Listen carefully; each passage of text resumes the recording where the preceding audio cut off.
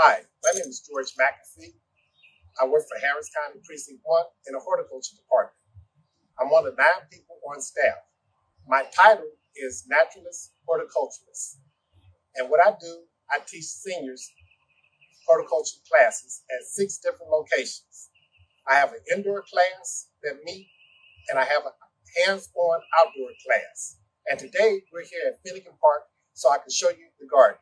Because of COVID-19 and you sheltered in place, that's why I'm bringing the class to you online. Right here, I have a kale called Red Boy. Next to it, I have one called Prism. This was put in the ground sometime in September, and I just left it in the ground. I had a whole bed full of kale, just wanted to find out how tall it would grow. So I pulled them out so I could put in my tomatoes. I have a special tomato that weighs 1 pound and doesn't crack, called Amelia. It turns blood red when it's ready. At the front and the end of every garden, I like to put in flowers. I got this system from a lady that was my neighbor. She was a member of the Federated Garden Club. And they would always plant their flowers real close. And that's where I developed this system right here. Anytime you give them a flower, they would find some place to squeeze it into their garden. So right here, I just wanted to make my garden look welcoming and make it look like a rainbow. Every year, I test a different tomato just to see if I could knock off our best tasting tomato. Right now, this one's been the grand champ for a couple of years. Right here, we have our mint garden. I have 2 types of mint. I have peppermint and spearmint. This whole garden was started from cutting, and they're real easy to start.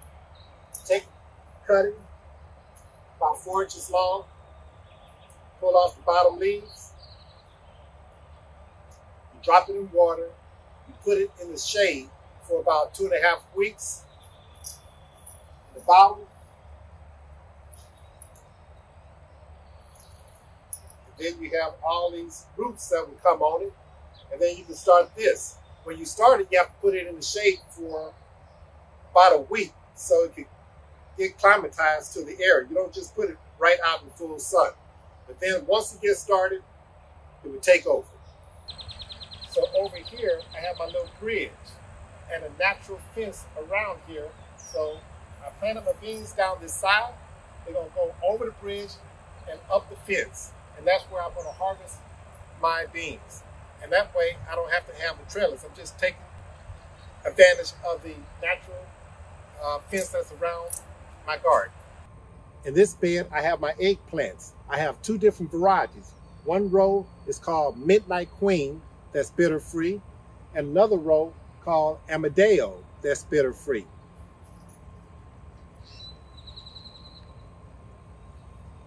I have a couple that need to be harvested right now.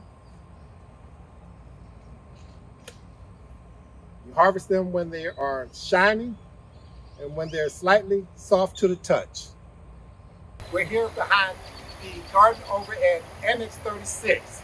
This is their first year growing vegetables back here. These are my container gardens. And because of the success of our formula, I select the soil to go inside. I select the plant to go inside. I tell them how to fertilize it. The first year ever growing anything back here, and look at the results they're getting over here. Same size peppers and trees. They get 9 inches long. They turn red. We have 5 different peppers in here. Reason why I selected peppers because no bugs bother peppers in the summertime compared to tomatoes. So we have a red habanero. We have a 4-inch long Parks Whopper jalapeno. And we also have one that's only sold by Parks called Orange Sickle. It looks like a jalapeno, but it gets orange. And that's all in here, along with some marigolds. And every time they bloom, I take one of the old blossoms off, open it up to keep it blooming, and throw the seeds right back inside. No weeds at all. That's the beauty of containers. The first year, put the soil in, no ants, no weeds, just water. This is my favorite eggplant called Amadeo. I like that variety because it always produces real early. It's very dependable. and no bugs bother, and it's bitter free.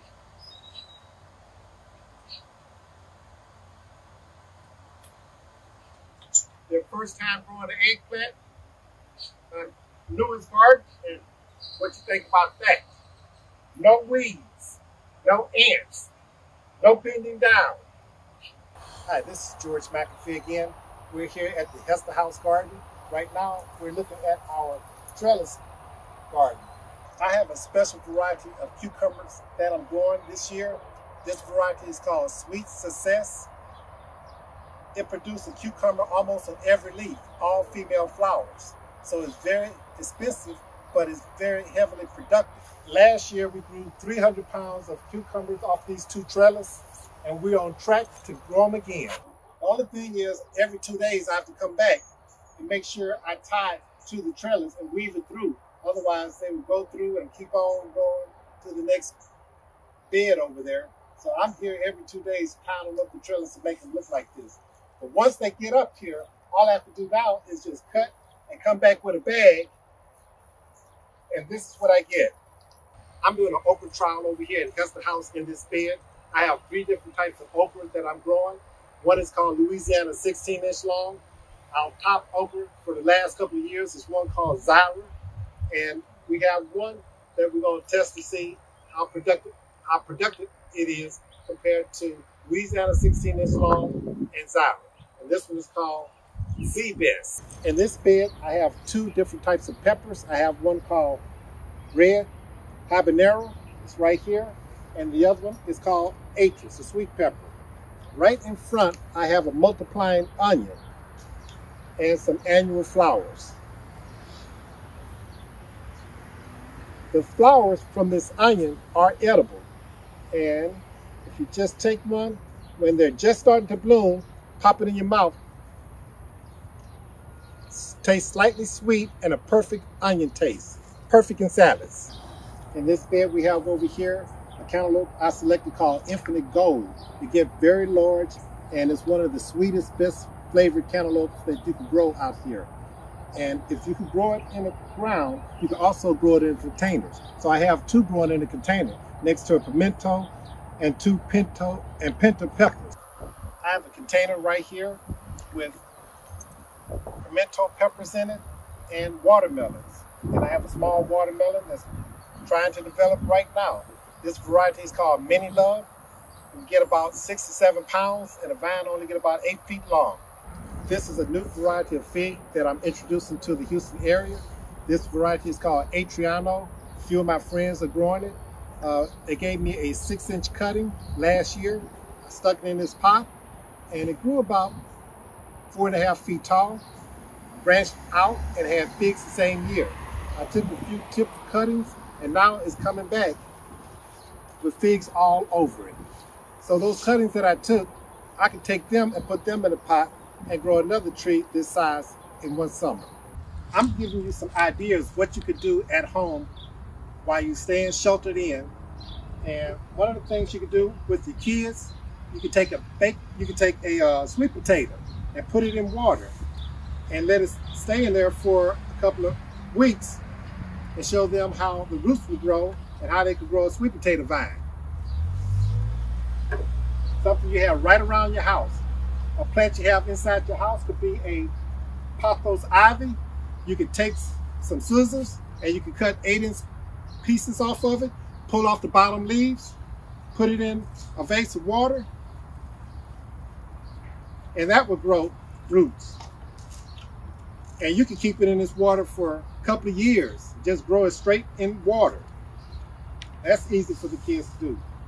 Mint, you can take a branch about 5 inches long, pull off the bottom leaves, put that in a jar of water, place that in the shade for about 2.5 weeks. That will grow roots. After it grows roots, you move that to an outside bed or a pot all by itself, because the way mint grows, it has a tendency to take over. So in that larger pot where I had all the other herbs, I will put mint all by itself.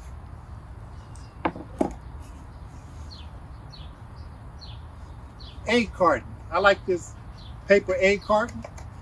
You can fill this up with soil, put your little seed in each little cell. You can cut it out when they start growing, and you can plant the whole cell and all. This is Wandering Jew. You can take a branch off, take a couple of leaves, fill your pot with potting soil, just stick it in all the way to the top of the leaves, wet it down, put it in the shade, and this will grow a beautiful plant for you. So those are some ideas you could do with plants around your house that you might already have. And the last one is a spotted plant. You can take off one of the little pups, fill your pot with potting soil. Remember my secret? Make a little spot for your plant to go inside. You take your time-release fertilizer, put it in a hole, stir it up, put your plant right on top, and you have another spotted lily plant. These are small containers that you might have already around your house. The large containers, you can get them from a landscape company, a nursery. They have a landscape company, and they will sell them to you for half the price. So you don't need a brand new container. And you can grow watermelons and cantaloupe out that same container. I know, because I have it out here at Heston House. If you want to grow peppers like this, then I'm going to show you my secret. First, I use the largest container I can find. And at the very bottom, I put landscape fabric at the bottom. So my soil will come out these big holes.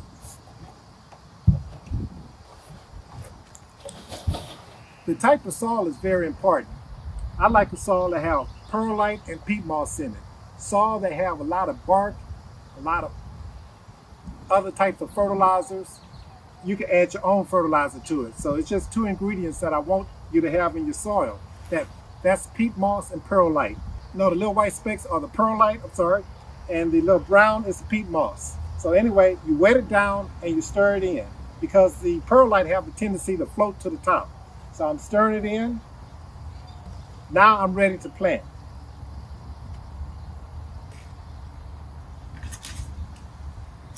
I have a fennel plant. I don't pull it out, I turn it upside down, I push here. And most people, they like to disturb the root. I never do that. The root is going to work its way out into the soil. All I do is make a spot where I want to plant it.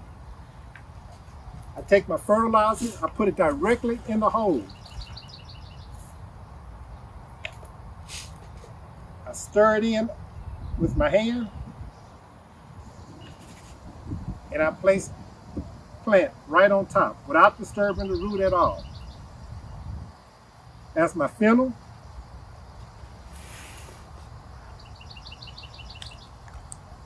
And I continue to do the same thing. Make my hole, take my little spoon, one scoop, put it in the hole right where the root will be, 3 or 4 inches deep. I stir it up in there real well, mix it with the soil.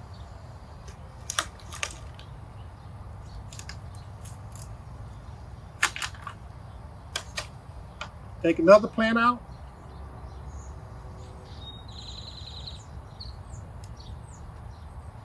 And put that in the ground. And I continue all the way around doing the same thing. Last thing I'm going to do is take some pine bark and put it at the top of the soil to hold the moisture down after I water it in. And this will block out the sunlight and help keep the soil moist all the way up to the top of the soil.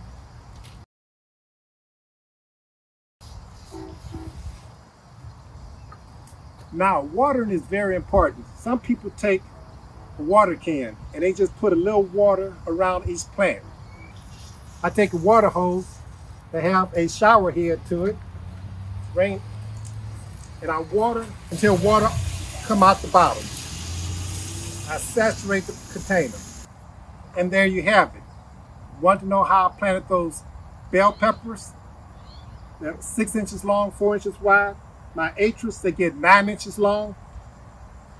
All the other flowers out there, that's how I did it. Now the raised bed have a different type of soil.